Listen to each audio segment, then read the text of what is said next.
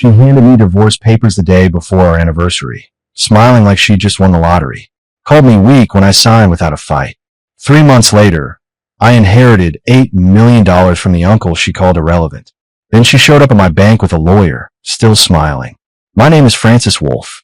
I'm 59 years old, and I've spent the last 35 years with a wrench in my hand and grease under my fingernails. Built my business from nothing, one leaky faucet at a time. 22 years married to Camila, raised 2 kids, Dane and Rachel, and thought I was doing everything right. Paid the bills on time, showed up when I said I would, never raised my voice unless a rookie was about to electrocute himself with a wet drill. Guess that wasn't enough. The envelope came on a Tuesday, not hand-delivered with some dramatic speech, just sitting on the kitchen counter next to the coffee maker when I got home from a job in Riverside. Thick manila paper, the expensive kind lawyers use when they want you to know you're screwed before you even open it. Camila was standing by the window, arms crossed, wearing that navy blazer she bought last spring, the one that cost more than my monthly truck payment. You should read that, Camila said, not looking at me. Her voice was flat, rehearsed. I picked up the envelope, felt the weight of it. Too many pages for anything good. What is this? I asked. Divorce papers, she said, finally turning to face me. I filed yesterday, day before our anniversary, actually. Seemed cleaner that way. My hands went still. The envelope suddenly felt like it weighed 50 pounds. Cleaner, I repeated. Don't make this harder than it needs to be, Francis, Camila continued, smoothing her blazer. I've kept everything straightforward. Fair division, no fighting. Just sign and we can both move forward. I looked at her, really looked at her. The woman I'd met at a community fundraiser back in 1993, who'd laughed at my terrible jokes and didn't mind that I smelled like pipe dope and copper. She wasn't that woman anymore. This person standing in front of me was polished, distant, like she'd been practicing this moment in a mirror. You've been planning this, I said. We've been drifting for years, she replied. You know it. I know it. This is just making it official. I opened the envelope, scanned the first page. Petition for dissolution of marriage. My eyes caught on the date. Filed one day before our 22nd anniversary.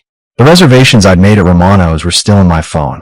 The bracelet I bought her was wrapped and hidden in my toolbox in the garage.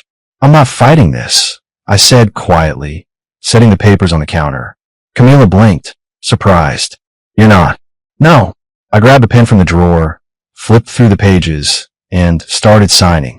Every page, every clause, every polite legal phrase that translated to you're not worth fighting for. My hand didn't shake. That seemed to bother her more than anything. That's it, she asked.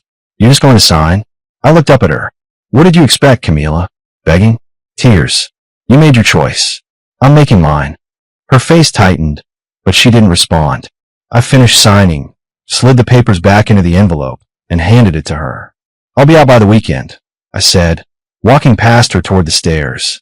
Behind me, I heard her exhale, something between relief and disappointment. But I didn't turn around, didn't give her the satisfaction of seeing whatever she thought she'd see. By Friday, I was gone. The apartment I rented was nothing special. 3rd floor walk-up on the east side of town, above a laundromat that hummed until midnight and a corner store that sold lottery tickets and stale coffee.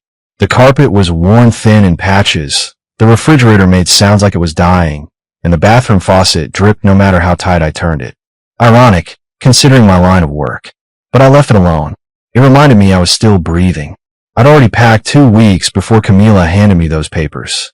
Call it intuition or just good sense. But when your wives start coming home smelling like cologne that isn't yours, you start making contingency plans.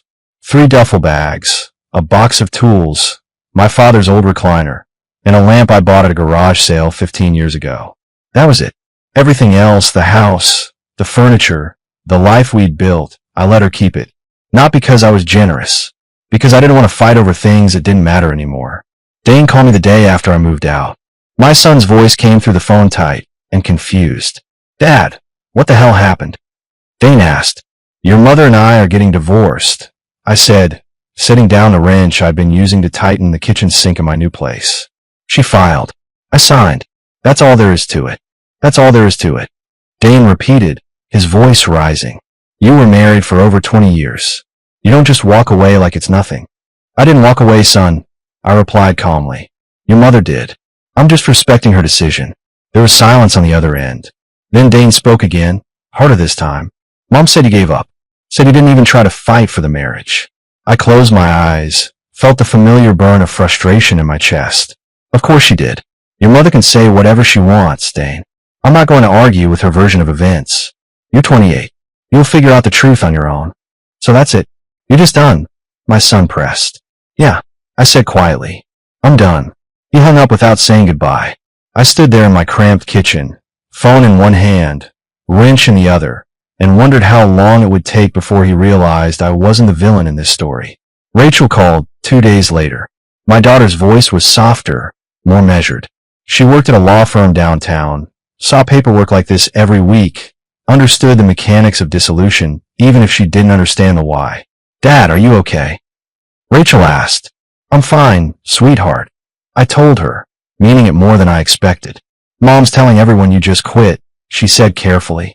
That you didn't even want to talk about it. What do you think? I asked. Rachel paused. I think there's more to this story than she's saying. Smart girl. Always have been. You're right, I said. But it's not your burden to carry. This is between me and your mother. I love you, Dad, Rachel said quietly. I love you too, Rachel. More than you know. When she hung up, I sat in my father's old recliner and stared at the water-stained ceiling. The drip from the bathroom faucet echoed in the silence. And for the first time in weeks, I smiled. Because I knew something Camila didn't. I knew how to wait. Camila wasted no time building her new narrative. Within a week of me moving out, her social media became a carefully curated gallery of liberation. Photos of her at the salon she managed, surrounded by smiling clients and expensive hair products. Pictures from a wine-tasting event downtown, where she posed with people I'd never seen before. One post showed her on someone's boat, champagne glass raised, caption reading, "New chapters, new energy." The comments rolled in like applause. You deserve this. Finally living your truth. Glowing. I didn't comment. Didn't react. Just watched from a distance. The way you watch a storm forming on the horizon. You don't run toward it. You just make sure your foundation is solid. What she didn't post were the cracks forming in her perfect picture. Rachel mentioned during one of our weekly coffee meetups that Camila had been asking about my schedule, where I was living, whether I'd hired an attorney yet. My daughter sat across from me at the diner near my apartment, stirring sugar into her coffee with a troubled expression. She's nervous, Dad, Rachel said quietly. I can tell. About what? I asked, cutting into a stack of pancakes. About you, Rachel replied. She expected you to fall apart, to call her, to beg something. But you didn't. And now she doesn't know what you're thinking. I took a sip of coffee, consider my words carefully. What I'm thinking isn't her business anymore. Dad, Rachel leaned forward, lowering her voice. There's something else. I saw paperwork at the firm yesterday. Mom's attorney filed a motion to revisit the asset division. They're claiming you hid business income during the marriage. My fork stopped halfway to my mouth. That's a lie.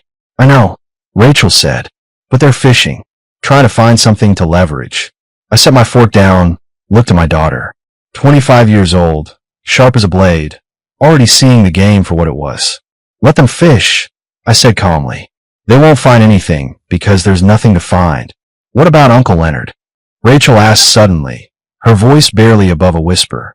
I went still. Leonard Ashford, my mother's brother.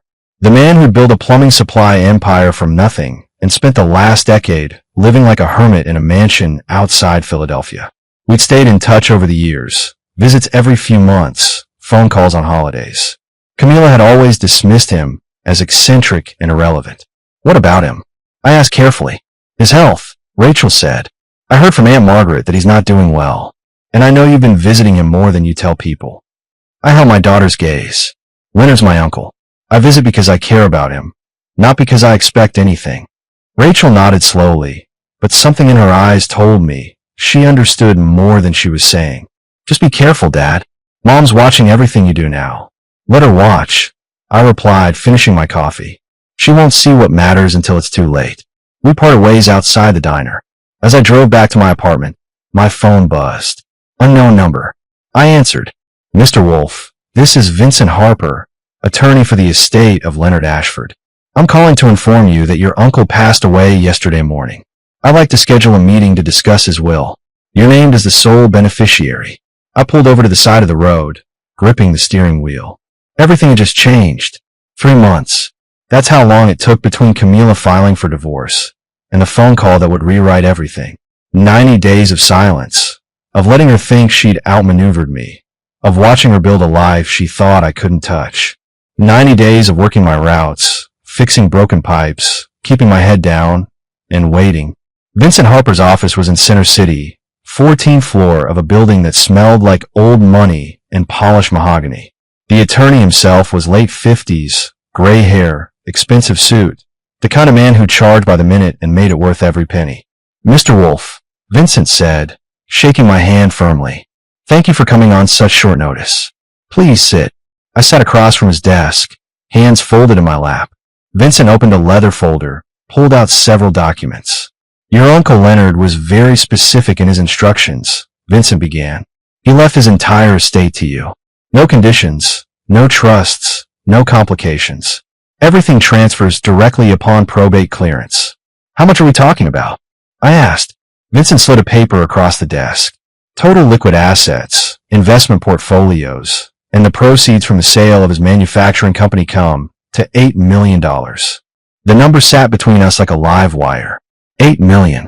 I'd been living off $40,000 a year, fixing toilets and replacing water heaters. And now I was sitting in an office being told I was a millionaire 8 times over. The timing, I said slowly, is important. Vincent nodded. I'm aware of your recent divorce filing. The proceedings were finalized 2 weeks ago, correct? Correct, I confirmed. Then this inheritance is entirely separate from any marital assets, Vincent explained. Your ex-wife has no legal claim to it whatsoever. Your uncle made sure the timing was documented. He'd been planning this for months, waiting for the right moment. I leaned back in the chair, processing. Leonard had known. Somehow, he'd known what Camila was planning before I did. Those visits, those long conversations about family and loyalty, he'd been preparing me without me realizing it. There's one more thing, Vincent continued. Your uncle left a sealed letter for you. He asked that I give it to you personally. He handed me an envelope, my name written in Leonard's shaky handwriting across the front. I opened it carefully, unfolded the single page inside. Francis, the letter read, if you're reading this, then everything has happened the way I suspected it would. Your wife never saw your worth. She saw a simple man with dirty hands and a modest income.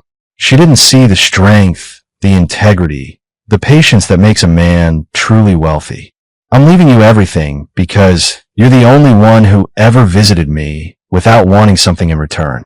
Use this money wisely. Protect yourself. And when she comes back, and she will come back, don't let her take anything more from you. You've already given her enough. Leonard. I folded the letter, slipped it back into the envelope, and looked at Vincent. What do I need to do to protect this? We'll establish a trust immediately, Vincent replied. Separate accounts, legal barriers, everything documented and time-stamped. By the time anyone realizes what's happened, it'll be untouchable. I stood up, shook his hand. Let's get started. Walking out of that office, I felt something I hadn't felt in months. Not relief, not satisfaction, just quiet, deliberate control. The text came first.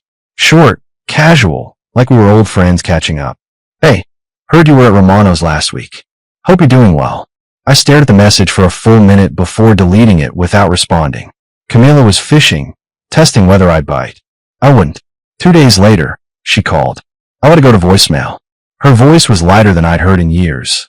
Almost playful. Francis, it's me. Just want to check in. We should talk. There are some things we need to discuss about the kids. Call me back. The kids were 28 and 25. They didn't need us to discuss anything about them. This was reconnaissance. I didn't call back. Then came the ambush.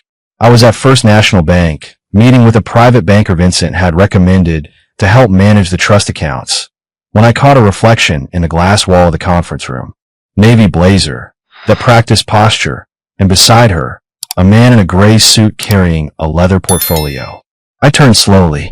Camila stood in the bank lobby with Derek Hopkins, her attorney, both wearing expressions that tried to look casual, but landed somewhere between predatory and desperate. Francis, Camila said, approaching with her signature smile. The same one she used to wear when she wanted something. What a coincidence. I didn't know you banked here. I don't. I replied evenly. What do you want, Camila? Derek Hopkins stepped forward, extending his hand. I didn't shake it. He withdrew smoothly, undeterred. Mr. Wolf, I'm Derek Hopkins. I represent your ex-wife. We were hoping to have a brief conversation about revisiting the terms of your divorce settlement. The divorce is final, I said, keeping my voice level. There's nothing to revisit. Well, Derek continued with practiced smoothness. Given certain changes in your financial circumstances, we believe an amendment would be appropriate. Fair even. So they knew. Somehow, they'd found out about the inheritance. Probably through probate filings or mutual connections. The question was how much they knew and how much they were guessing. Camila's smile widened slightly. Francis, come on. We were married for 22 years. Don't you think it's only right that we share an unexpected good fortune? Especially when it involves family money. I reached into my jacket pocket, pulled out a business card, and held it out to Derek. Vincent Harper's contact information, embossed in raised letters. Any questions you have can go through my attorney, I said calmly. Derek took the card, his smile tightening. He recognized the name. Vincent Harper wasn't just any attorney. He was the kind who showed up when you meant business. Francis, Camila said, her voice losing some of its warmth. You really want to do this? Make this adversarial. I looked at her fully. You made it adversarial when you filed those papers 3 months ago, smiled at me, and walked away with everything. I'm just protecting what's mine now. Her face tightened. Derek placed a hand on her arm, signaling retreat. We'll be in touch, Mr. Wolf. They left. I returned to the conference room, and we continued setting up accounts Camila would never touch. The motion to reopen the divorce settlement arrived 2 weeks later. Thick envelope, delivered by courier. Derek Hopkins had crafted arguments about undisclosed assets, emotional duress, claims that I'd hidden my relationship with Leonard. Creative fiction, well-written, completely baseless. Vincent and I met to review the filing. He spread the pages across his conference table like he was dissecting a poorly constructed argument. They're reaching, Vincent said, tapping a paragraph with his pen. This relies on proving you knew about the inheritance during the marriage. Can they prove that? No, I said, because I didn't know. Leonard never told me. But you visited him regularly, Vincent noted. Because he was family, I replied. Camila refused to come after the first year. Said he gave her the creeps. Vincent made notes. We'll document that. I want to introduce evidence that your ex-wife specifically requested the future assets clause in the divorce agreement. He pulled out the original settlement with Camila's handwritten notes in the margins. One section was highlighted, her writing clear. All future income, inheritances, and acquisitions remain separate property of respective parties. She wrote this herself, Vincent explained, insisted on it to protect her salon earnings. She can't have it both ways. Over the next week, Vincent assembled demolition-level evidence. Bank records showing Leonard's estate planning began 18 months before the divorce. Notarized letters documenting my visits. Email exchanges proving I was unaware of his plans. The strongest piece was a video Leonard recorded 6 months before his death. Vincent played it in his office. Leonard sat in his library, voice thin but steady. I'm leaving everything to Francis because he's the only person who visited me without expecting anything in return, Leonard said on the recording. His wife Camila made her contempt for me clear. Called me outdated, irrelevant. Francis never did. He sat with me, listened, fixed things without being asked. That's the kind of man who deserves what I've built. The video ended. Silence filled the room. They can't fight this, I said. No, Vincent agreed. They can't. The counter motion was filed 3 days later. Derek Hopkins called Vincent within hours. Their conversation was brief. Derek withdrew the motion. No hearing, no arguments, no second chances. Camila had lost before she started. That night, I opened a beer in my apartment. Not celebration, just acknowledgement. The battle I hadn't wanted was over. Rachel called me on a Sunday morning, her voice tight, with something between anger and betrayal. Dad, we need to talk. Can you meet me at the diner? 20 minutes later, I slid into the booth across from her. My daughter looked exhausted, dark circles under her eyes, coffee cup gripped like a lifeline. Mom's been lying, Rachel said without preamble. About everything. I waited, letting her find the words. I was going through some old files at the firm. Rachel continued, her voice shaking slightly. Estate documents, probate records. Dad, I found correspondence between Uncle Leonard's attorney and our office. It's dated 2 years ago, 2 years before the divorce. My stomach tightened. What kind of correspondence? Questions about inheritance law, specifically about protecting assets from marital claims, Rachel explained. Uncle Leonard was planning this long before Mom filed. He knew what she was doing. What do you mean, what she was doing? I asked carefully. Rachel pulled out her phone, scrolled through photos, then turned the screen toward me. Bank statements, credit card receipts, all in Camila's name. Charges at expensive restaurants I'd never been to. Hotel rooms in the city. Receipts from a jewelry store for men's items I'd never received. She was having an affair, Dad, Rachel said quietly. With Greg Thornton, your old business partner from the supply company. The name hit me like cold water. Greg Thornton, the guy I'd helped get his contractor's license 15 years ago. The guy who borrowed my truck when it broke down. The guy who'd been at our house for barbecues and birthday parties. How long? I managed to ask. At least 2 years, Rachel replied. Maybe longer.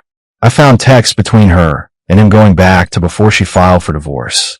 She was planning to leave you for him. The divorce wasn't about growing apart, Dad. It was about her upgrading. I sat back in the booth, processing.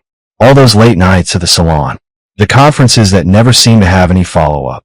The way she'd started dressing differently, speaking differently. She hadn't been evolving. She'd been auditioning for a different life. Does Dane know? I asked. Rachel shook her head. Not yet.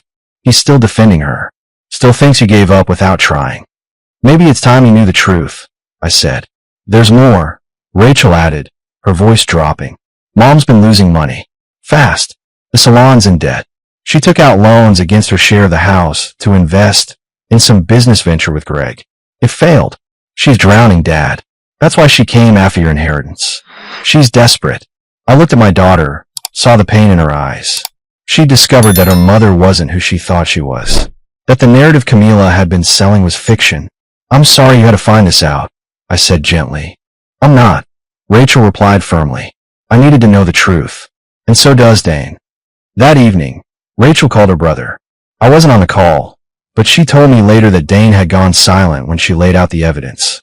The affair, the financial lies, the calculated timing of the divorce.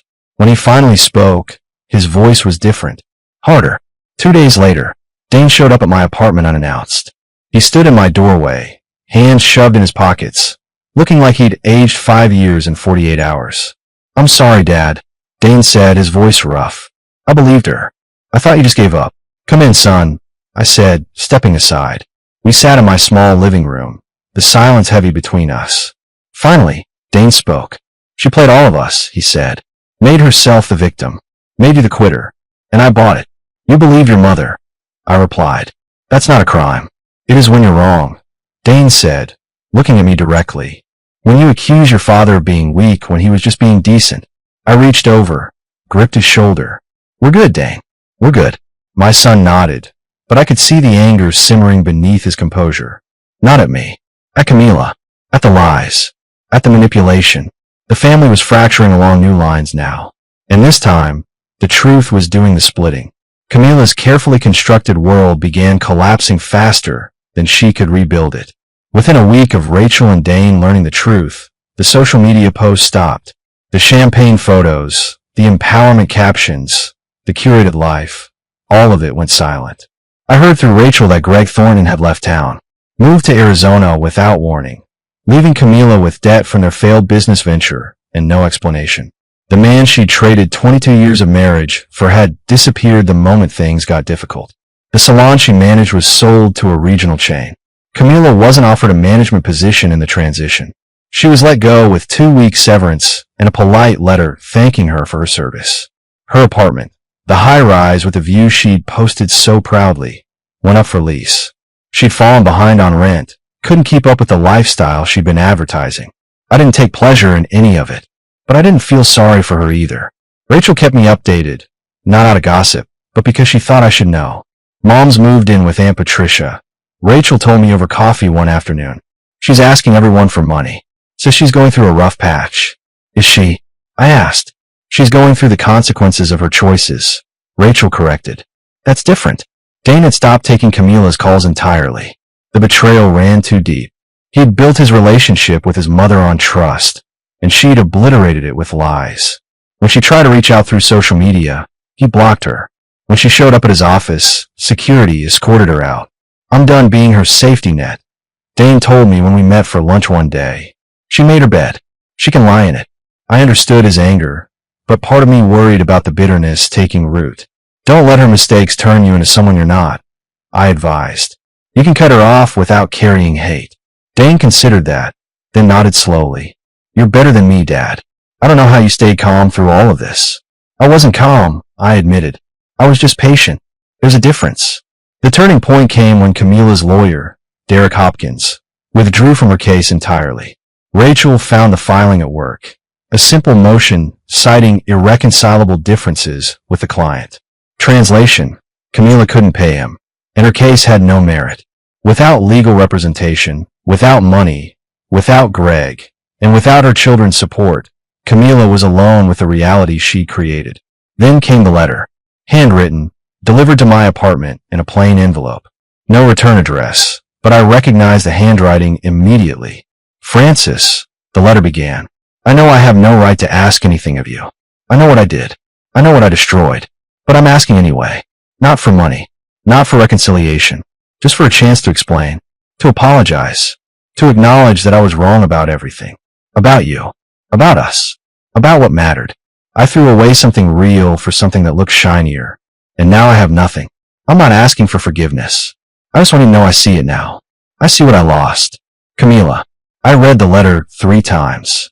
Then I folded it carefully, placed it in the drawer with all the other legal documents, and closed it. Some apologies come too late.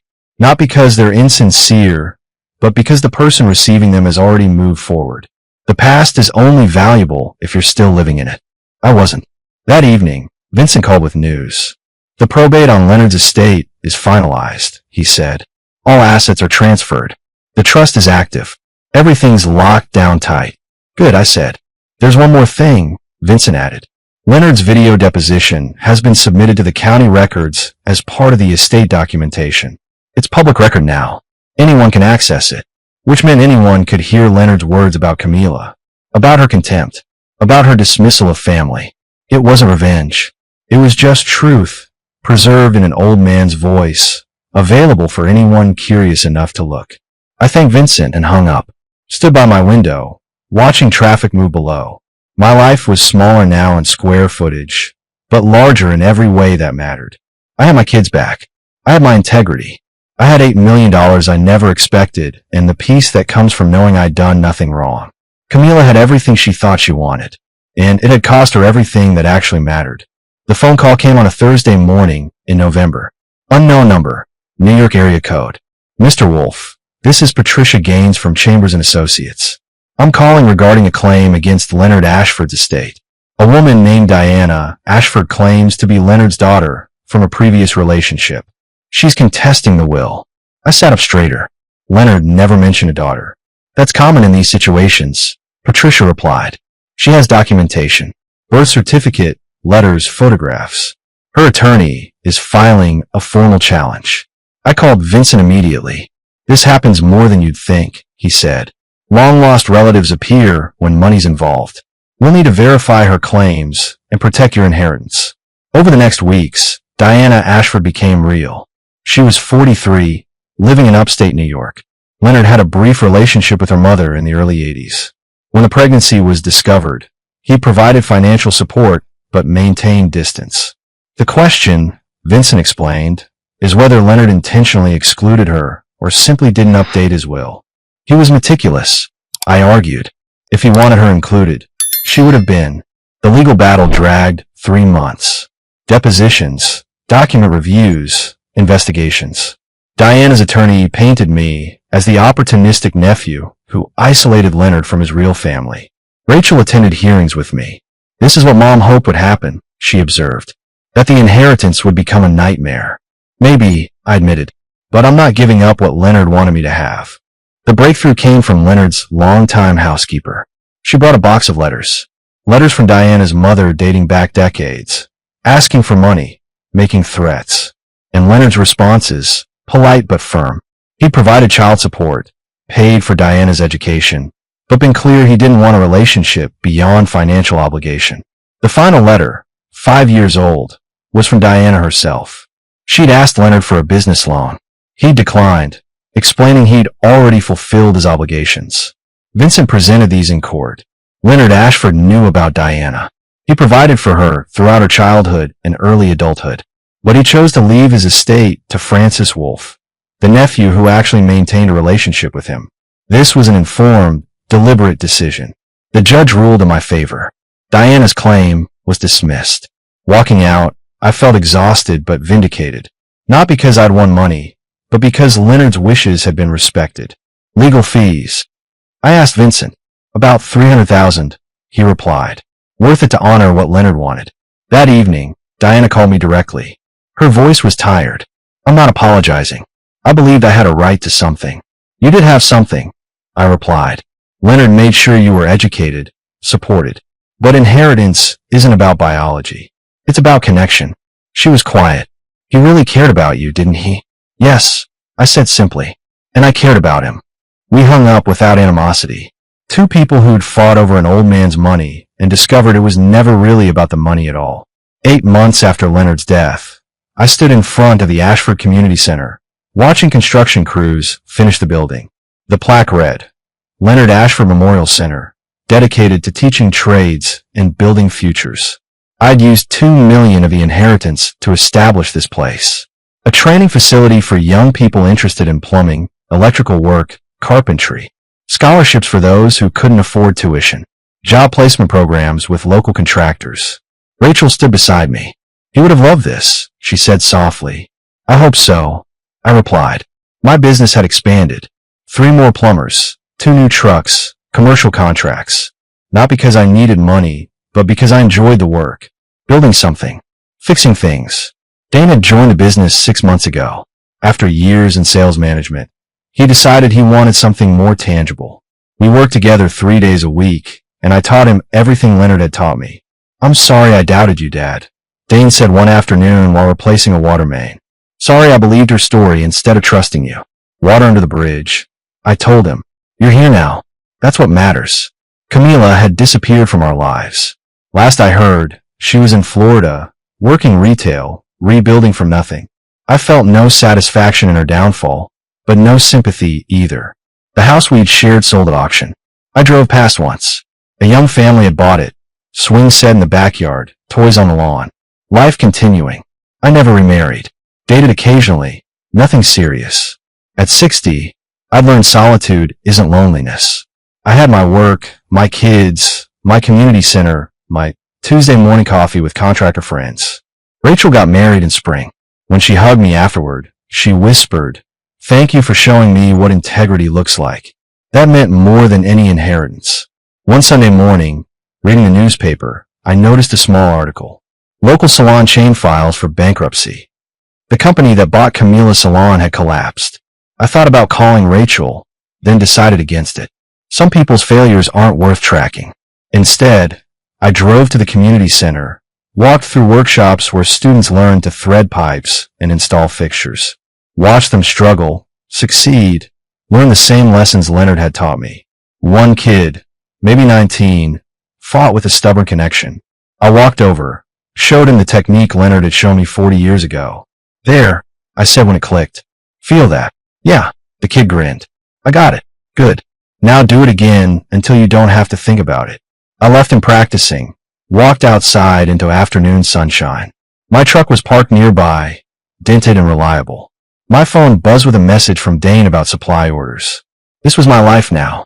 Smaller than Camila had wanted, bigger than I'd expected, built on foundations that couldn't be shaken because they were made of skill, honesty, and relationships that mattered. Leonard had given me $8 million. But the real inheritance was the lesson underneath. That wealth without character is just numbers on paper. That sometimes the people who walk away do you the biggest favor of your life. I climbed into my truck, started the engine, and drove toward whatever came next. And I drove it with my head held high.